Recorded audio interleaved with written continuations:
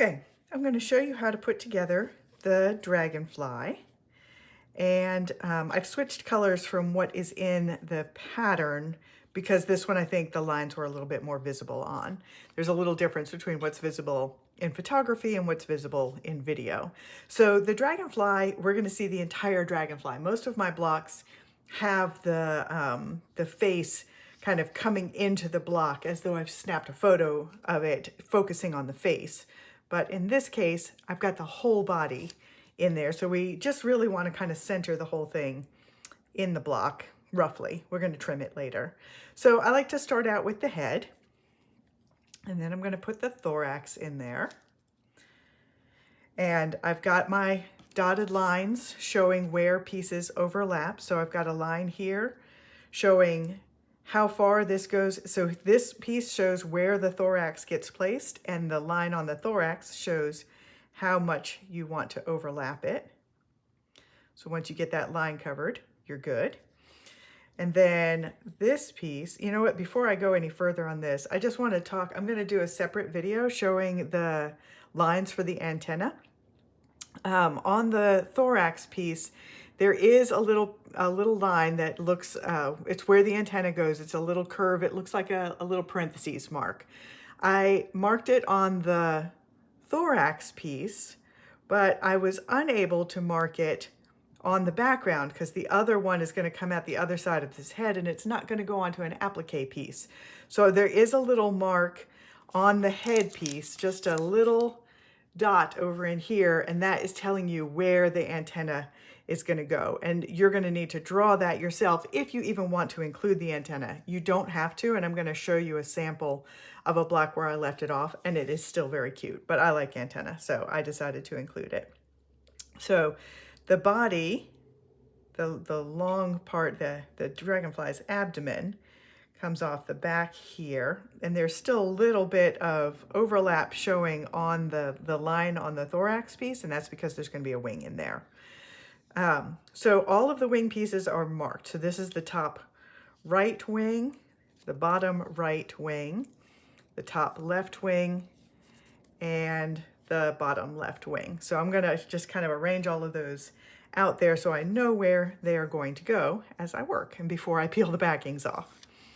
So this one, you can see from the lines on it that it's going to be tucked under the thorax to cover that mark, and then it's going to cover the line that I marked on the abdomen, which is the long piece. And then I've got another piece, and it's marking where it's going to tuck under the thorax and where it's going to overlap the other wing. So I'll get that in there.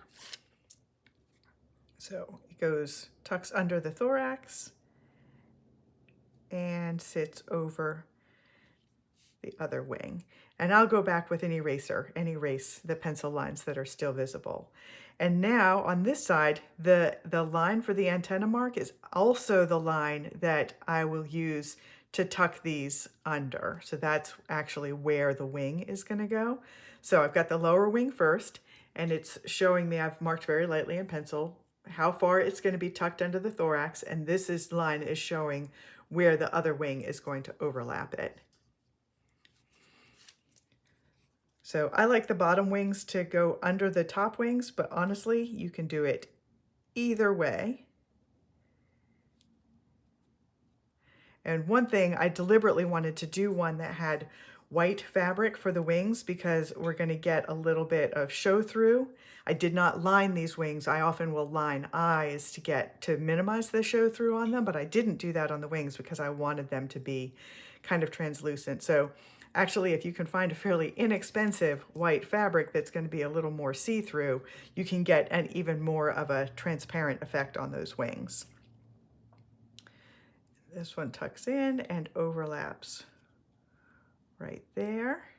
So now I've got all of the main parts in place, and all that's left are the eyes. I've got one eye here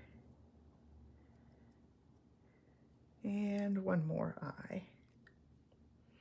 So I'm going to come back in another video after I've gotten this fused down into place, and I'll just show you drawing the other antenna mark in place so that that's a guideline for when you're doing all of the outline stitching.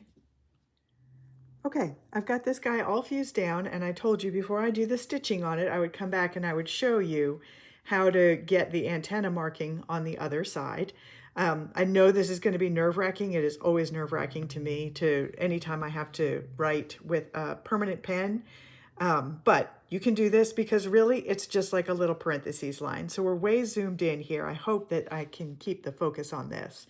So you had a line to draw, a marking to follow, to draw this side of the parentheses. So now we just need to do a matching one on the other side. And I want you to let go of any concern that it needs to be perfect. It does not need to be perfect. As long as you have something that's a little curvy line on this side, it will be matching antenna. Nothing in real life is perfectly symmetrical, and so just kind of let go of that concern right now. And I'm going to just turn this so that I don't have to get my hand right under the lens because I'm afraid that's going to make the focus change.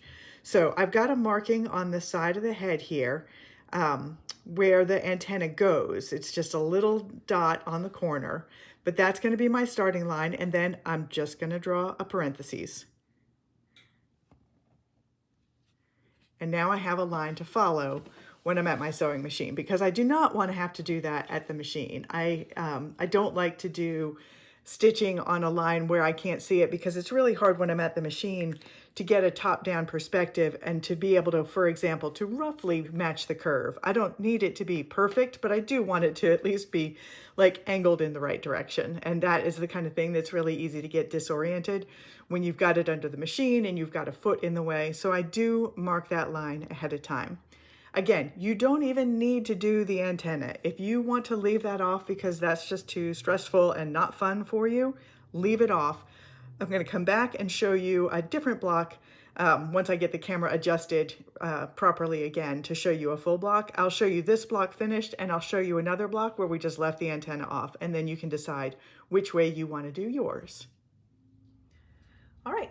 Here's how this guy looks after he is all got his outlining done and the antenna are stitched. And as promised, here is the one I did without the antenna. And you can see he is also still super cute. So consider the antenna 100% optional. If the thought of drawing those antenna on your finished block really stresses you out, just leave them off.